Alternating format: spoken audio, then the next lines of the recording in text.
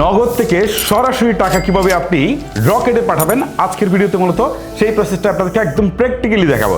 চলেন তাহলে দেরি করছি কেন, মূল ভিডিওটা শুরু করি। দেখেন অলরেডি আমি নগদের অ্যাপে লগ ইন করে রেখেছি, আপনারাও জাস্ট হচ্ছে নগদের অ্যাপে লগ ইন করে ফেলবেন। দেন মেনু বারে একটা অপশন দেখতে পারবেন মানি ট্রান্সফার বা ট্রান্সফার মানি নামে, ঠিক আছে? এই ট্রান্সফার মানিতে ক্লিক করবেন।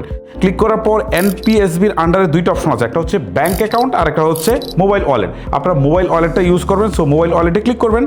ক্লিক করার পর এখান থেকে রিসিপ্ট অপশনের মধ্যে আপনারা যে কাজটা করবেন সেটা হচ্ছে আপনি যে নাম্বারে টাকাটা পাঠাতে চাচ্ছেন, ঠিক আছে?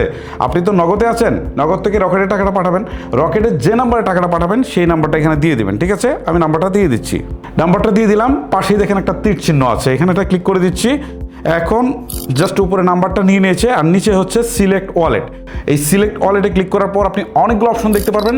যেহেতু আপনি রকেটে টাকা পাঠাবেন, সো রকেটটার উপরে একটা ক্লিক করবেন। সো এখন রকেটটা সিলেক্ট হয়ে গেল। এখন অ্যামাউন্ট মানে আপনি কত টাকা পাঠাবেন, ঠিক আছে? ধরেন আমি 100 পাঠাবো, জাস্ট দিলাম। দেওয়ার পর নিচে প্রসেড করে একটা অপশন আছে, এখানে ক্লিক দিচ্ছি। ক্লিক দেওয়ার পর এখন টোটাল দেখাচ্ছে আমার চার্জ কত টাকা কাটছে, মানে 85 পয়সা চার্জ কাটবে এই 100 টাকা পাঠানোর জন্য। এখন রেফারেন্স হিসাবে আপনি চাইলে কিছু একটা দিতে পারেন, না দিলেও সমস্যা নেই। ধরেন আমি একটা 1 দিয়ে দিচ্ছি। এখন পিন নাম্বারটা দিতে হবে, ঠিক আছে?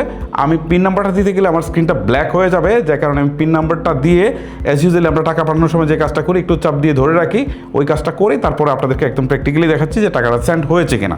দেখেন পিন নাম্বারটা দেওয়ার পর জাস্ট আমি এরকম করে একটু চাপ দিয়ে ধরে রাখি, হ্যাঁ, জাস্ট একটু ধরে রাখি, কিছুক্ষণের মধ্যে টাকাটা চলে যাবে। এই যে এনপিএসবি ট্রান্সফার মানি সাকসেসফুল, তার মানে হচ্ছে আমি যে নাম্বারে টাকাটা পাঠিয়েছি রকেটে সেই নাম্বারে কিন্তু টাকাটা অলরেডি চলে গিয়েছে।